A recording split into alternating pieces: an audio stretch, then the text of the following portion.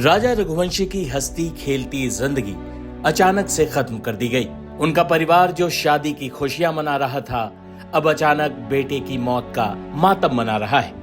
11 मई को धूमधाम से राजा रघुवंशी और सोनम की शादी हुई थी, लेकिन हनीमून मनाने मेघालय गए राजा और सोनम अचानक 23 मई को गायब हो जाते हैं। 2 जून को राजा की लाश सड़ी गली हालत में खाई से बरामद होती। सोनम की चिंता भी परिवार को थी और खबरें सुनकर आम लोगों को भी। लेकिन कहानी में सोनम शिकार नहीं बल्कि शिकारी थी। मेघालय, उत्तर प्रदेश और मध्य प्रदेश की पुलिस ज्वाइंट ऑपरेशन चलाती है और राजा रघुवंशी की हत्या करने वाले 3 कॉन्ट्रैक्ट किलर्स को ढूंढ निकालती है। इसके बाद सोनम के तथाकथित प्रेमी राज कुशवाहा को भी इंदौर से गिरफ्तार किया जाता है। फिर 9 जून को आधी रात को सोनम यूपी के गाजीपुर में एक ढाबे में सामने आ जाती है। लेकिन मेघालय पुलिस ने खुलासा किया कि सोनम ही असल में अपने पति राजा की हत्या की मास्टरमाइंड है। उसने ही भाड़े के हत्यारों को राजा की लोकेशन दी। इतना ही नहीं, जब वो राजा को मार रहे थे तब सोनम चिल्ला कर कह रही थी, हिट हिम, उसे और मारो, वो बचना नहीं चाहिए। अब तो सोनम का परिवार भी उसके खिलाफ खड़ा हो गया है। सोनम का भाई गोविंद आज राजा रघुवंशी के घर पहुंचा, उसकी मां से माफी मांगी और कहा कि अब वो खुद सोनम के खिलाफ लड़ेगा।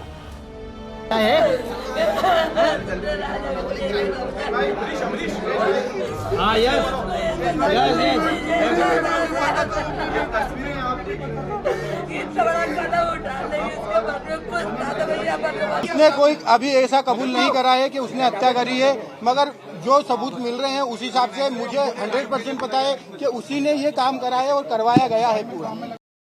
देखिए, मैं कोई होता नहीं हूँ परिवार से माफी मांगने वाला, तो मैंने माफी तो मांग ली है, मगर इस परिवार ने एक बेटा खोया है और जो मैंने लड़की दी थी उस लड़की की जगह पे मैं इस परिवार का हिस्सा हूँ, उससे रिश्ता हमने तोड़ दिया है और इस परिवार का हिस्सा मैं हूँ और आज से सभी चीजें मैं करूंगा उसके खिलाफ, क्योंकि राजा मेरा बहुत प्रिय था। सोनम दोषी है तो उसको है ना डायरेक्टली फांसी पे चढ़ा दिया जाए, क्योंकि जिस हिसाब से उसने ये जो प्रोग्राम जमाया है, जो भी करा है, देखिए आप लोगों से मुझे पता चल रहा है, कोई भी मेरे को खबर और कहीं से नहीं आ रही है, आप लोगों से पता चल रहा है क्या प्लानिंग करी, कैसे करी। वो परमानेंटली हमेशा 24 घंटे सिर्फ दीदी दीदी बोलता था। ये कि उसके राज के जो घर वाले हैं, उसकी बहन माँ वगैरह, वो भी यही बयान दे रहे हैं, शायद मैंने जो मीडिया में सुना है, तो दीदी ही बोलता था। और दूसरा, राखी बांधते थे ये 3 साल से, और मेरे खुद घर में हम दोनों साथ में बैठ के राखी बंधवाई है। तो क्यों मारा राजा को? मुझे उसका आइडिया नहीं है साहब। वही राजा के अच्छे दोस्त ने इस पूरे मामले पर क्या कहा, सुनिए। सोनम पे डाउट तो नहीं था हम लोगों को। बस इतना कहना चाहूँगा कि शादी से कुछ दिन पहले जब बात होती थी तो इतना बताता था कि फ़ोन पे बात बहुत कम करती है और उसका बिहेव थोड़ा ठीक नहीं लगता, आकाश क्या करूँ, ये बात ज़रूर बताई थी। तो मैंने उसे बताया था कि अभी न्यू एंगेजमेंट है, सब कुछ ठीक हो जाएगा, अभी लड़की एकदम से बात नहीं करेगी, ये इतना हुआ था। और काफ़ी कॉल्स करता था तो बहुत लेट अटेंड करती थी, बोलती थी बिजनेस में बिजी हूँ, ये सारे एक्सक्यूजेस देती थी सोनम। आपको इस पूरे मामले को देखने के बाद क्या लग रहा है, सोनम ने किस वजह से ये घटनाक्रम किया है? क्या कभी जिक्र हुआ कि कहीं और अफेयर है या कहीं कुछ और जिक्र हुआ? नहीं, ऐसा कोई जिक्र नहीं हुआ। जब भी हमसे सोनम मिली है बहुत अच्छा बिहेवियर था उसका, हमें ऐसा लगा ही नहीं कि ऐसा कुछ हो सकता है, वरना हम भाई की शादी करवाते ही नहीं। इसने शादी करी और 5 दिन बाद ही इस घटना को अंजाम दे दिया।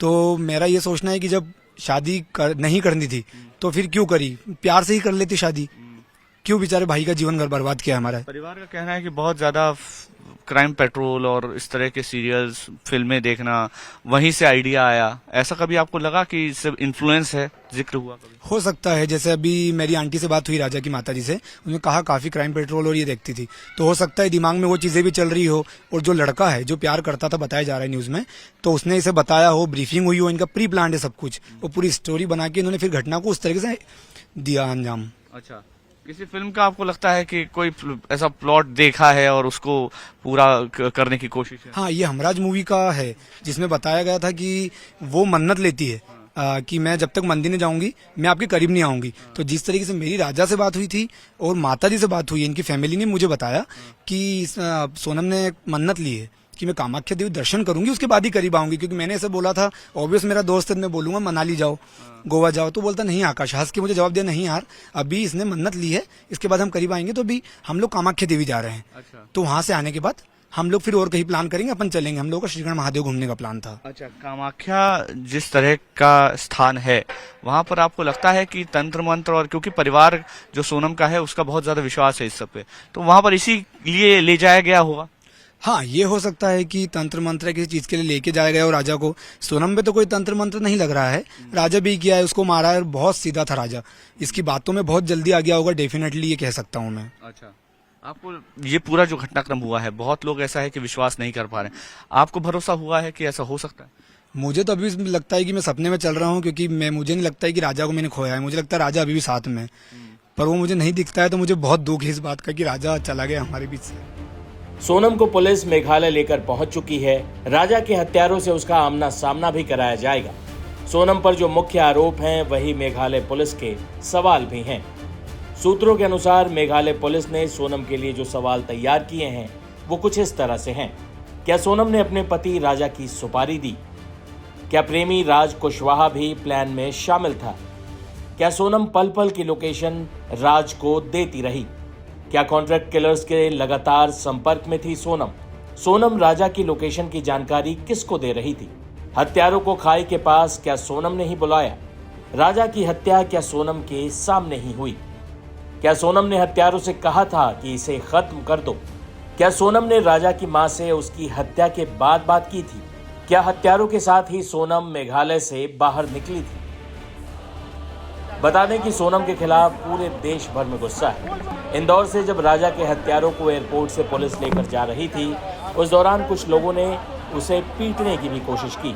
जब उनसे पूछा गया कि उन्होंने ऐसा क्यों किया, तो सुनिए उन्होंने क्या कहा। इनको फांसी देना चाहिए। मारा इसीलिए कि गुस्सा है हमारे को, हमारे इंदौर का बच्चा शांत हुआ है और प्लानिंग से मारा है लड़की ने। फांसी, बस, दूसरा कुछ भी नहीं, फांसी देना चाहिए। मेघालय पुलिस राजा रघुवंशी की हत्या के सभी आरोपियों को शिलोंग लेकर पहुंच चुकी है। शिलोंग के स्थानीय लोगों ने और स्थानीय महिलाओं ने भी सोनम रघुवंशी की इस करतूत पर उसे जमकर खरी खोटी सुनाई और उसके लिए फांसी की मांग की। तो कहीं नहीं, आज इतना दिन से 18-20 दिन हो गया, हम लोग भी टेंशन कर रहे हैं क्या हो गया। ऐसा तो कुछ कभी हुआ ही नहीं। ऐसा मेघालय में आके ऐसा कुछ हुआ है, हम लोग को भी टेंशन है ना। हम लोग को भी तो टेंशन था।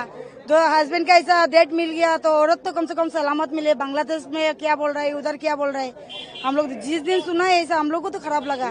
तो सब पूरा स्टेट बदनाम कर दिया। कैसा वो हमको वही ये है, वो कैसा इधर से गया है, इधर से वो ऐसा उधर में गया, गाजियाबाद गया है तो कोई 50 से तो गया है, पैदल तो जाने नहीं सकेगा। अभी वो सब ये करना, पूरा प्लानिंग करा हुआ है। प्लानिंग करके ये लोग ये किया है, तो वो पूरा जांच करना है। और एक औरत सबको बदनाम कर दिया। जी, ये मास्टर प्लान है उसका, क्योंकि इतना बड़ा कारनामा किया है तो वो पहले से सब रेडी करके रखा है। मगर यही बात है कि शादी नहीं करना था तो बोल देना चाहिए था। इतना एक लड़का का जान ले लिया, एक माँ को रुलाया है, बहुत बड़ा पाप काम किया है ये। और एक औरत नाम में ये दब्बा है, क्योंकि उसका वजह से हर एक औरत अभी शर्मिंदा है। तो इसी के लिए बहुत खराब लग रहा है। वो तो चला गया, मगर इसको कड़ी से कड़ी सजा मिलना चाहिए। फांसी तो होना ही चाहिए, क्योंकि ऐसा औरत को जिंदा नहीं बचना चाहिए।